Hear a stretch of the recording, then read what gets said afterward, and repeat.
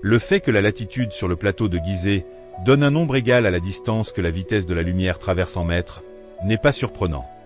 Les coordonnées n'ont pas été décidées de façon scientifiquement universelle, donc il y a 5000 ans, personne pouvait savoir qu'à cet endroit les coordonnées dans le futur seraient la vitesse de la lumière. Il devait savoir le futur, et pour savoir que 299 représente la vitesse de la lumière, il devait savoir le système métrique, car 299 est la vitesse de la lumière en mètres, pas en pieds, pas en coudées, mais en mètres. Ainsi, il devait savoir l'unité de mesure, 5000 ans avant qu'elle soit créée. Et ils doivent savoir notre division du temps, 299, est en mètres, secondes. Les anciens Égyptiens n'avaient pas la même division du temps que nous. La seule explication, c'est que ça vient ou a été décidé par le futur. Alors si ça vient du futur, cela veut dire que les créateurs ne sont pas encore nés. Alors nous pouvons être les premiers, voici la preuve.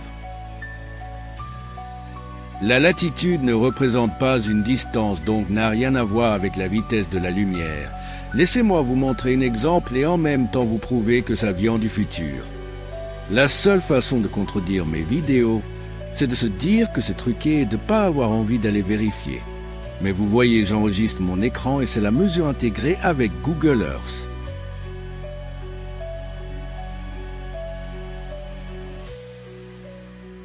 Côté sud, 100 mètres.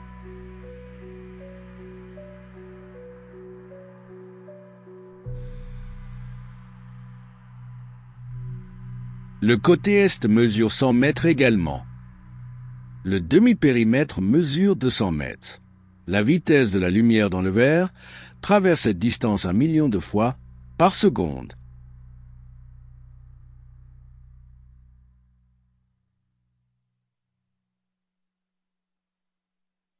Le côté nord de Khéops mesure 225 mètres. La vitesse de la lumière dans l'eau traverse cette distance 1 million de fois chaque seconde.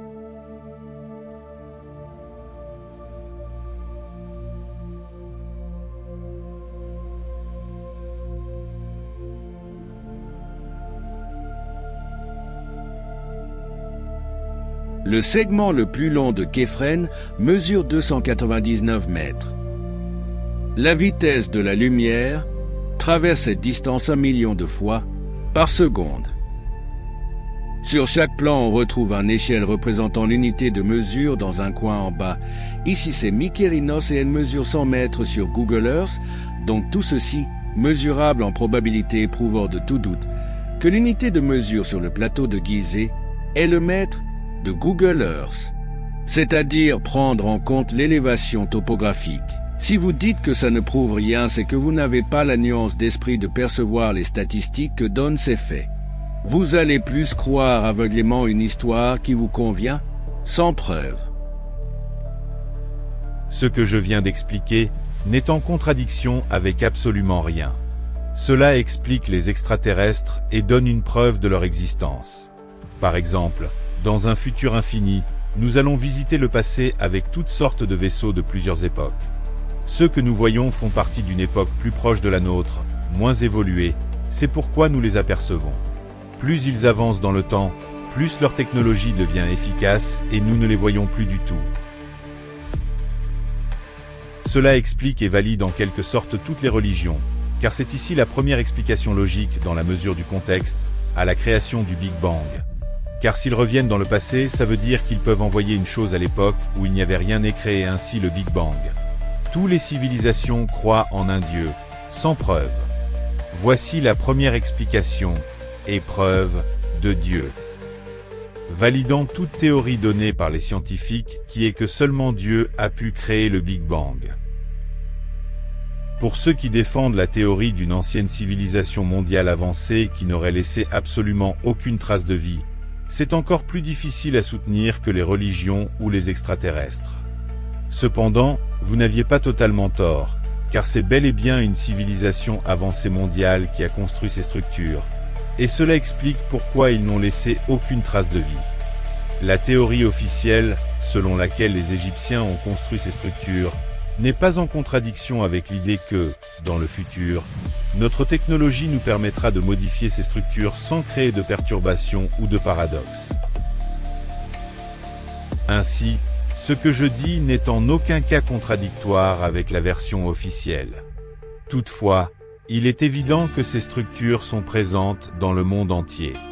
Alors, il n'est pas logique de penser que celles en Égypte ont été bâties par les anciens Égyptiens s'il y en a sur tous les continents. Il est plus qu'évident que les pyramides viennent toutes de la même civilisation.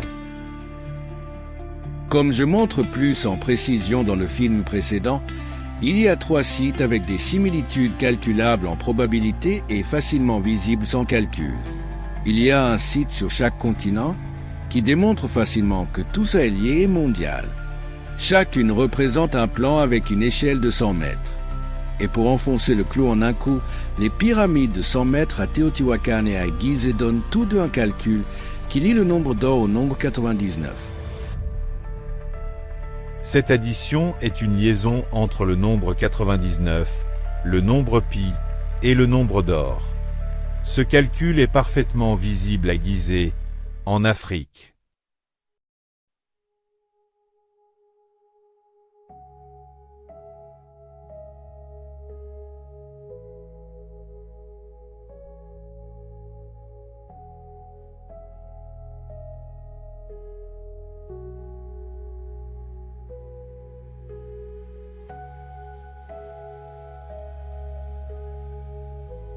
Pour vérifier si c'est un rectangle d'or, nous devons ajouter 61% à un côté.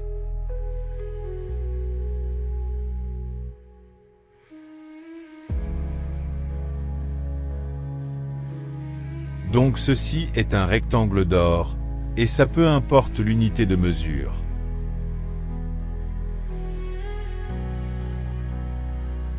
Aussitôt que j'ai découvert ce calcul, j'ai compris que ça serait parfait dans l'infini avant même de vérifier. Plus on ajoute de décimales du nombre d'or, plus le nombre se précise. Ce calcul tout simple que tout le monde peut comprendre est sans égal. Il transforme le nombre d'or, un nombre irrationnel, en un nombre parfait dans l'infini. C'est la science qui dépasse de très loin la fiction. En résumé, nous avons un site au Mexique et en Égypte qui tous deux nous donnent une formule qui lie le nombre d'or au nombre 99 exprimé en mètres. Quelles sont les chances que ça soit fait par deux civilisations différentes? Cette information est connue depuis longtemps. Comme j'explique au début de la vidéo, cette information donne plusieurs indices qui accusent notre civilisation. Alors, pourquoi tous les chercheurs ignorent cette piste évidente? C'est comme trouver l'empreinte de quelqu'un sur l'arme d'un crime, et de ne jamais avoir l'idée de soupçonner cette personne. Voyez, ici il trouve le maître. Tout ce qu'il lui reste à faire, c'est se poser cette simple question. Qui a créé, et qui utilise, le maître? Et pourquoi une ancienne civilisation ou extraterrestre utiliserait une unité de mesure qui n'a pas encore été créée?